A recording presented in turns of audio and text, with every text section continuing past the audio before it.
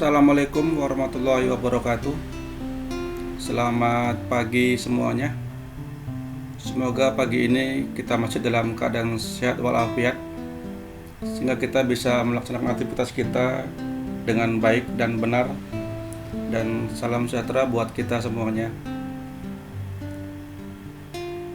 Selamat berjumpa kembali dalam proses pembelajaran e-learning untuk kelas non-reguler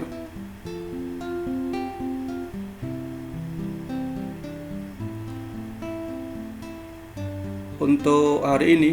Kita sudah masuk kepada pertemuan yang ke-7, di mana pertemuan ini akan membahas mengenai desain diagram UML, di mana materi ini merupakan lanjutan dari pertemuan di minggu yang lalu.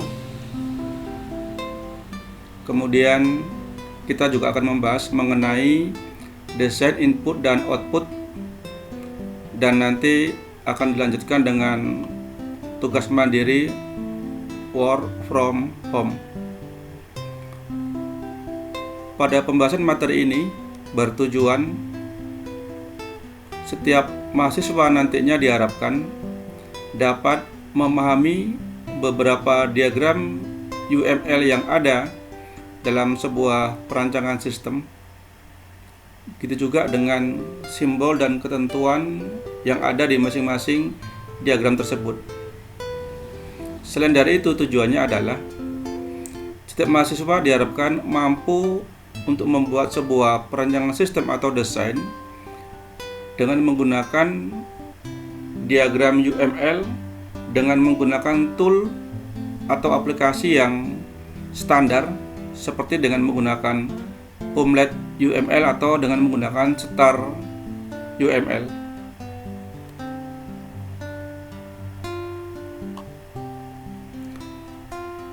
Untuk membuat desain UML, kita butuh sebuah tool atau aplikasi yang standar, di mana aplikasi ini bertujuan untuk memudahkan kita dalam membuat suatu bentuk perancangan, khususnya yang berkaitan dengan diagram UML.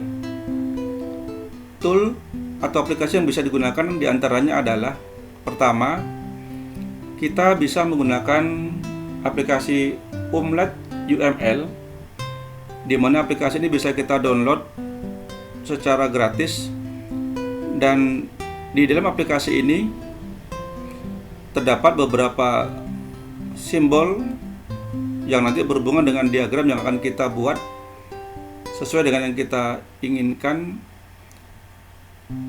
dan sudah kita tentukan sebelumnya kita menggunakan diagram apa.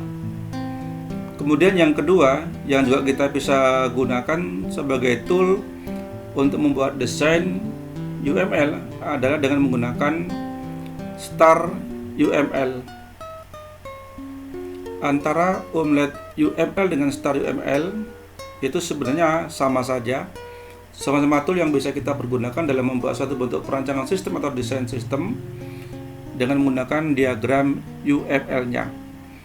Nah, dalam hal ini silakan Anda pilih salah satu, mana yang rasanya Anda lebih familiar di dalam menggunakan perancangan sistem nantinya, apakah menggunakan Umlet UML atau dengan menggunakan Star UML, karena keduanya bisa di-download secara gratis di internet, dan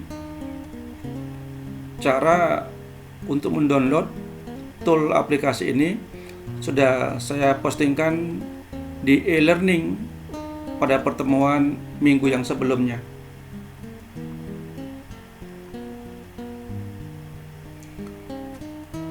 Diagram UML merupakan sebuah diagram yang menggunakan Unified Modeling Language, bagaimana suatu bentuk perancangan sistem yang dapat digambarkan dengan menggunakan beberapa simbol, dan masing-masing simbol tersebut punya ketentuannya. Dalam beberapa referensi buku, diagram UML terbagi menjadi 9, dan di buku yang lain juga disebutkan lebih dari 9 diagram. Namun pada penjelasan kali ini saya hanya menyampaikan 4 diagram UML yang sesuai dengan buku pedoman di dalam penulisan skripsi untuk mahasiswa program studi Teknik Informatika. Diagram yang pertama adalah use case diagram. Use case diagram ini bersifat statis, di mana diagram ini memperlihatkan himpunan use case dan aktor-aktor, atau juga merupakan suatu jenis khusus dari kelas-kelas tertentu. Pada use case diagram ini, diagram yang berisikan terutama sesuatu yang sangat penting untuk mengorganisasi dan memodelkan perilaku dari suatu sistem yang dibutuhkan.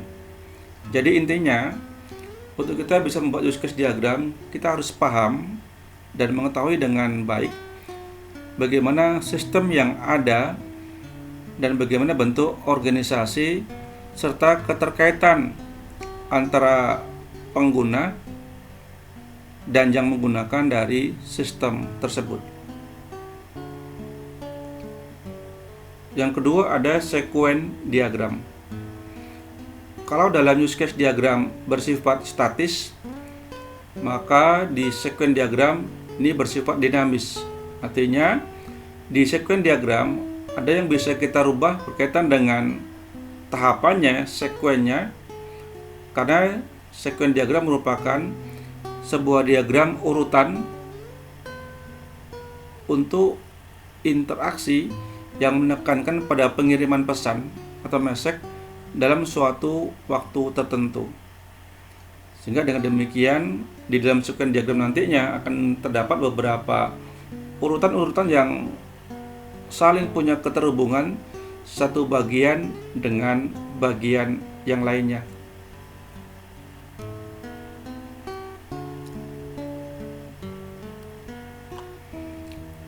Berikutnya ada activity diagram. Activity diagram sama dengan sequence diagram, di mana dia bersifat dinamis. Diagram aktivitas ini adalah tipe khusus dari diagram step atau tahapan-tahapan yang memperlihatkan aliran dari suatu aktivitas ke aktivitas lainnya dalam suatu sistem. Diagram ini terutama dianggap diagram yang sangat penting sekali karena untuk memodelkan dari fungsi-fungsi yang ada nantinya.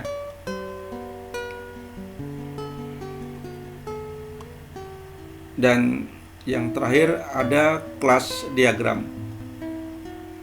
Kelas diagram bersifat statis sama dengan use case diagram tadi, di mana dalam kelas diagram ini memperlihatkan himpunan kelas-kelas antarmuka, kolaborasi, serta adanya relasi-relasi. Diagram ini bersifat umum dan banyak dijumpai pada pemodelan sistem yang berorientasi objek. Dalam menggunakan kelas diagram nantinya, ini akan didapatkan beberapa tabel-tabel dan masing-masing tabel membentuk sebuah relasi atau hubungan atau antarmuka satu tabel dengan tabel yang lainnya. Maka dalam sebuah kelas diagram itu akan terdapat primary key dan foreign key seperti yang sudah Anda pelajari sebelumnya tentang penggunaan tabel dalam suatu database.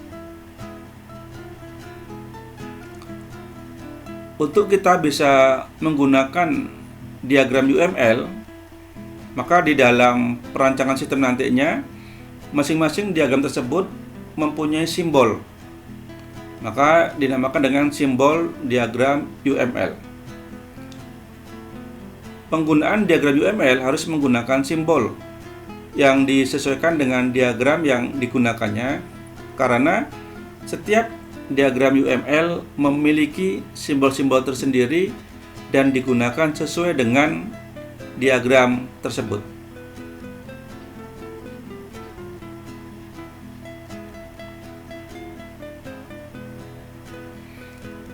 Kita akan bahas tentang simbol-simbol yang terdapat pada diagram UML. Berikut adalah daftar simbol, di mana di sini ada keterangan gambar, ada nama, dan masing-masing gambar dan nama tadi itu diberikan suatu keterangan tersendiri. Misalnya, ini adalah simbol-simbol yang digunakan untuk use case diagram. Maka dalam menggambarkan use case diagram nantinya, itu ada gambar yang disebut dengan aktor, kemudian ada dependency, ada generalization, ada include, ada extend, dan ada association. Masing-masing gambar dengan nama-nama yang berbeda di sini itu nanti akan dipergunakan sesuai dengan keterangan yang ada. Misalnya, gambar aktor ini adalah menspesifikasikan himpunan peran yang pengguna gunakan atau mainkan ketika berinteraksi dengan use case. Maksudnya adalah aktor ini menjelaskan nanti suatu bentuk gambaran apakah dia sebagai user atau sebagai admin atau sebagai pengelola atau yang menggunakan sebuah sistem. Dan nanti masing-masing aktor ini akan dihubungkan dengan use case atau dengan sistem yang akan kita bangun. Dan masing-masing use case nantinya ini akan memuat suatu bentuk keterangan tersendiri, di mana use case tersebut akan dihubungkan dengan aktor.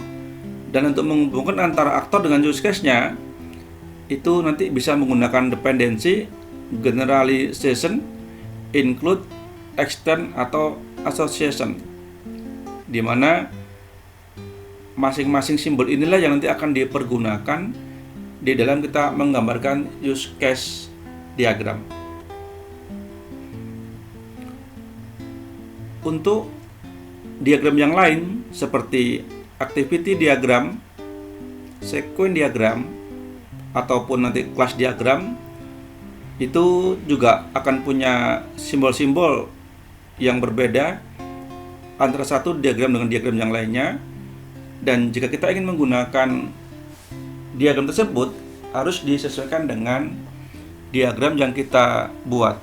Jadi, di dalam menggambarkan perancangan sistem nantinya, mohon untuk diperhatikan dengan teliti apakah simbol tersebut sudah benar dipergunakan sesuai dengan diagramnya atau bukan.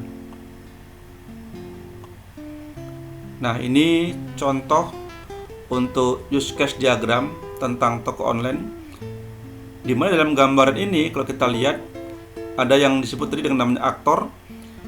Jadi dalam gambar ini ada aktor seperti di gambarnya. Jadi ada 1, 2, 3, 4, dan 5. Jadi ada 5 aktor. Dan yang di dalam kotak ini, yang bulatan pipi ini disebut dengan namanya use case. Jadi ada use case 1, use case 2, use case 3, dan ada use case 4. Nah, untuk menggambar sebuah use case diagram dalam perancangan sistem dengan menggunakan aplikasi Umlet UML maupun Star UML, maka punya beberapa ketentuan seperti untuk judul sistem itu harus berada di dalam kotak ini atau berada dalam bentuk persegi panjang ini, ya. Sementara aktornya itu harus berada di luar kotak, sedangkan use case-nya itu harus berada di dalam kotak tadi. Artinya ini adalah, kalau kita lihat contoh di sini ada subsistem online shopping, artinya inilah satu bentuk sistem yang menggambarkan bagaimana online shopping tadi punya 3 case untuk bisa melihat item-itemnya, bisa membuat purchase-nya, bisa pelaporan check out, dan bisa untuk pelanggan atau klien yang dia bisa untuk registrasi. Dan masing-masing aktor di sini itu punya peranan yang berbeda terhadap use case yang kita buat. Maka hubungan antara use case dengan masing-masing aktor itu disesuaikan dengan isi dari use case-nya. Misalnya untuk customer, dia bisa melihat dari item-item yang akan dia beli misalnya. Kemudian untuk yang service juga bisa melihat itemnya. Untuk provider juga bisa memantau produk-produknya. Sementara untuk pembayaran credit payment service, ya, dia tidak bisa terhubung dengan itemnya dan dia hanya punya keterkaitan dengan checkout atau yang berkaitan dengan pembayaran. Begitu juga dengan bagian pembayaran, dia hanya punya hubungan dengan bagian pembayaran. Jadi dalam hal ini, tidak semua aktor akan terlibat dengan semua use case yang ada. Sekali lagi bahwasanya, aktor akan terlibat kepada use case yang ada disesuaikan dengan kegiatan yang ada di masing-masing use case tersebut. Kemudian dalam sebuah use case diagram, tadi ada include, ini bisa kita include, artinya ada sebuah use case yang juga masih punya keterhubungan dengan bagian yang lain. Makanya dapat digambarkan dengan include.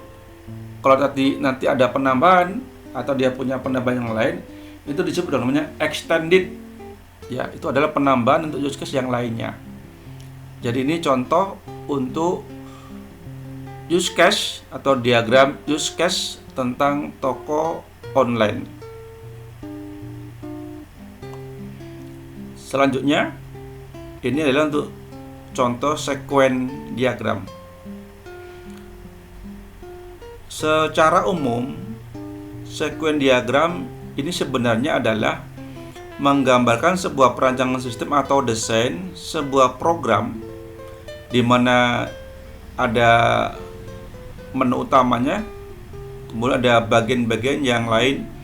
Seperti misalnya kalau kita membuat pemrograman dulu, ada menu utama, ada entry data, ada edit, atau ada koreksi, sampai nanti ke ada pelaporannya.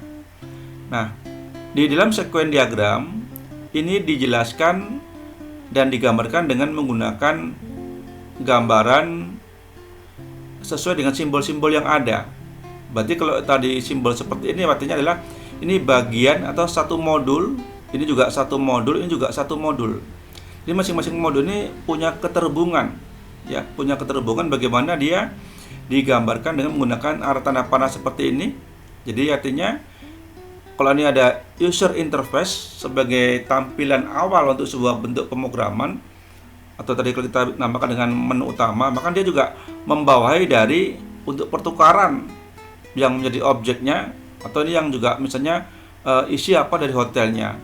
Maka di sini ada bagaimana pembuatan untuk reservasi, ini juga mempunyai reservasi, ya.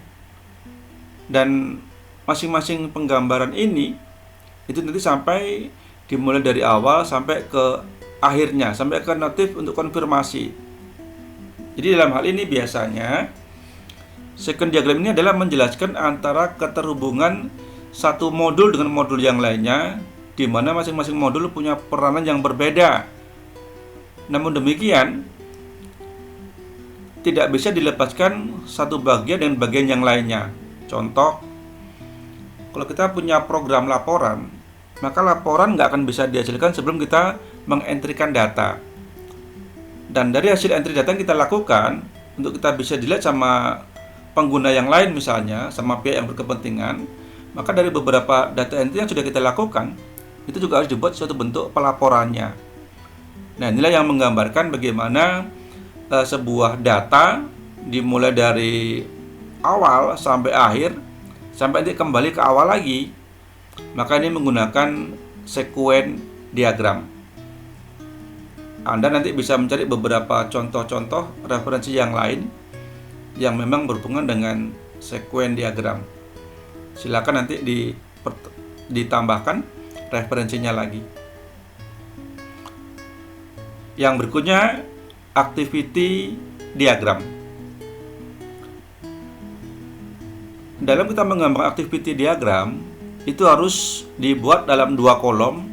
Artinya, ini sebagai contoh kolom salesman, ini kolom sistem penjualan mobil misalnya. Artinya apa? Yang di sebelah kanan ini adalah sistem. Sementara yang di sebelah kiri adalah kita si user. Apakah nanti kita sebagai pengguna atau sebagai admin dalam satu bentuk sistem. Dan simbol titik hitam ini disebut dengan langkah awal, sementara yang di sebelah kanan adalah langkah akhir.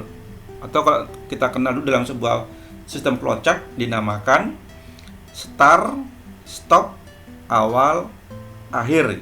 Jadi ini yang di awalnya di kita sebagai pengguna atau user, ini adalah di dalam sistemnya. Maka dalam penggambarannya adalah kalau si user dimulai dari user, maka dia akan menggunakan sebuah sistem. Maka di sini adalah menampilkan menu utama. Maka menu utama ini, kalau kita kembali lagi ke dalam tadi sequence diagram, ini menjelaskan ke interface awal. Jadi si user menggunakan menu utama untuk melakukan kegiatan yang lainnya. Misalkan tadi dia sudah login tampil menu utama, kemudian si user lagi memilih menu utamanya. Memilih menu utama sesuai dengan pilihannya, kemudian di sistem itu menampilkan halaman yang dipilih sesuai dengan yang dilakukan oleh si user tadi. Misalnya, tadi si user memilih menu transaksi, maka di situ juga akan menampilkan kembali menu transaksi. Begitu dan seterusnya. Sehingga penggambaran activity ini itu bisa banyak. Ya, jadi activity adalah menggambarkan setiap aktivitas atau kegiatan yang dilakukan oleh si user terhadap sebuah sistem.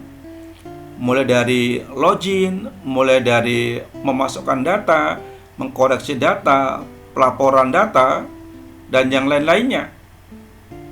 Ya, jadi untuk menggambarkan activity diagram dengan menggunakan Unified Modeling Language, maka dilihat seberapa banyak aktivitas yang dilakukan oleh si user atau admin terhadap sebuah sistem.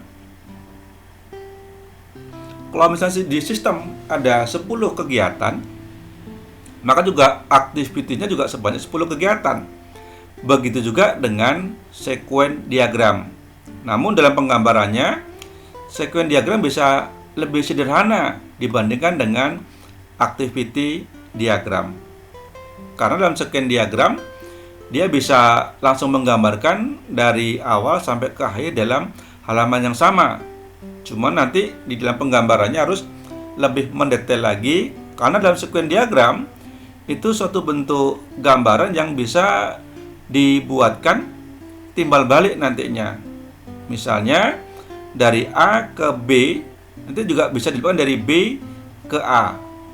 Misalnya kalau kita lihat di activity sini adalah kalau tadi dalam sebuah sistem ini misalnya dalam sebuah transaksi menampilkan form transaksi, ini mengisi data transaksi, kemudian menyimpan kembali.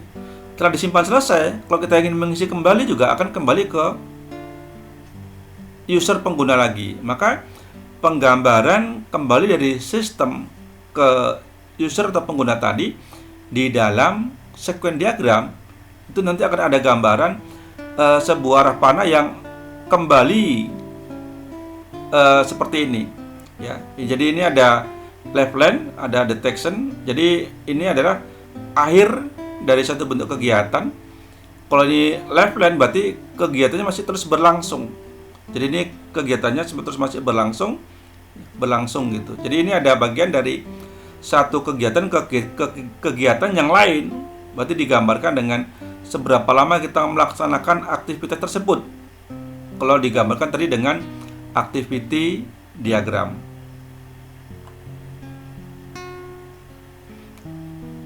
Jadi jangan lupa kalau kita menggambarkan activity diagram harus disesuaikan juga dengan simbol-simbol yang ada. Begitu juga dengan sequence dan use case diagram. Ini contoh dari sequence diagram ya. Untuk salesman hampir sama dengan tadi, cuma ini lebih sederhananya lagi. Dimulai dari aktornya sebagai aktor ya. Jadi kalau tadi di sini digambarkan dia ada salesman, maka ini pertama dia menuju ke menu utama. Maka di dalam sekuennya memasukkan halaman utama, artinya aktor menggunakan halaman utama, berarti ini adalah menu dari program tadi. Setelah itu dia melakukan satu bentuk kegiatan entry data masih di menu utama. Jadi sebenarnya activity diagram itu nanti akan didetailkan lagi dengan sequence diagram, dan masing-masing sequence diagram maupun activity diagram dan nanti dengan use case diagram saling punya keterhubungan satu dengan yang lainnya. Terakhir, ini ada kelas diagram. Kelas diagram, kalau Anda masih ingat dulu waktu kita belajar tentang konsep database, ada namanya relasi atau relationship. Maka dalam kelas diagram juga menggambarkan bagaimana hubungan antara satu tabel dengan tabel yang lainnya, dan di setiap tabel itu ada primary key, PK, dan foreign key atau FK yang nanti menjadi kunci keterhubungan antara satu tabel dengan tabel yang lainnya. Dan saya yakin Anda sudah pernah membuat relasi tabel di mata kuliah database yang pernah Anda dapat di mata kuliah lain. Dan di dalam UML ini kita ketemu lagi, namun dengan menggunakan bentuk yang berbeda sesuai dengan simbol-simbol yang digunakan di dalam kelas diagram dengan menggunakan UML. Demikianlah penjelasan mengenai diagram UML yang terdiri dari use case diagram,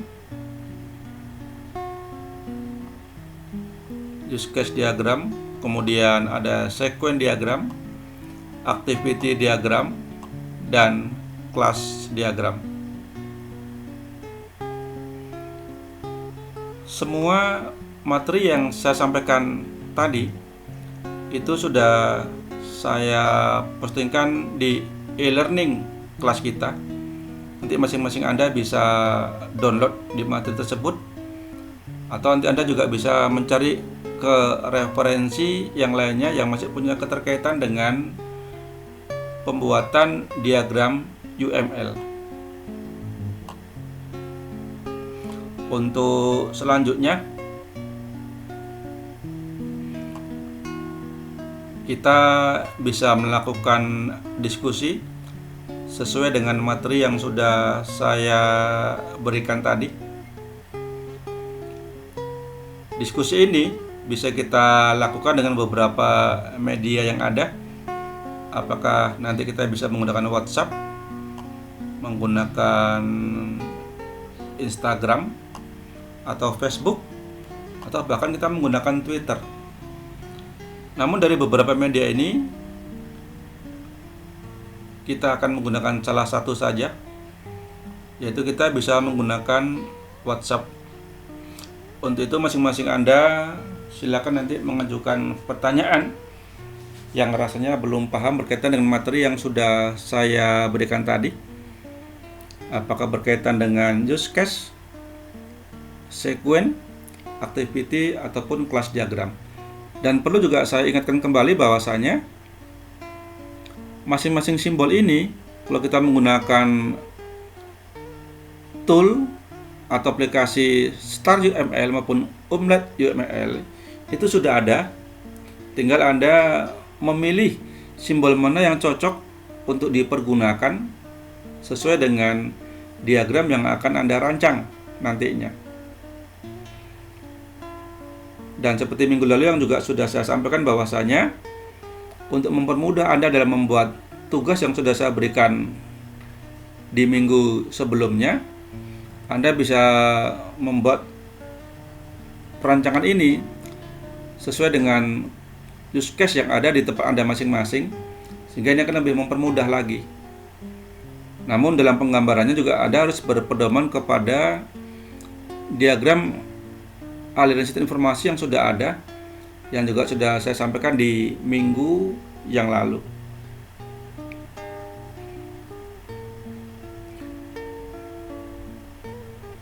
Demikian mungkin yang dapat saya sampaikan untuk pertemuan kita kali ini. Mudah-mudahan bisa Anda pahami. Kalaupun Anda masih ada yang perlu dipertanyakan, silakan kita masuk ke forum diskusi dengan WhatsApp. Silakan dikirimkan pertanyaannya, dan nanti akan kita diskusikan di kelas e-learning kita.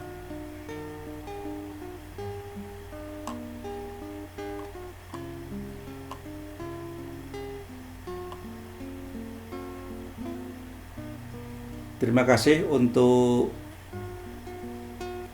perhatian yang sudah Anda berikan. Semoga materi yang saya berikan bisa dipahami dengan baik dan benar. Dan sebagai referensi, silakan Anda download video ini untuk pemahaman lagi nantinya jika ada yang rasanya kurang jelas. Dan juga jangan lupa download materi yang sudah saya postingkan di e-learning, yang mungkin ada beberapa materi yang belum saya sampaikan di dalam video ini. Good luck untuk kita semuanya,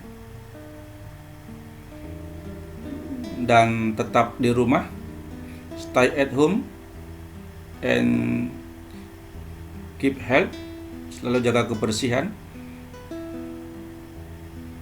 Semoga kita semuanya selalu dalam kondisi sehat. Terima kasih. Saya sudahi. Assalamualaikum warahmatullahi wabarakatuh. Kita lanjutkan dengan diskusi melalui WhatsApp.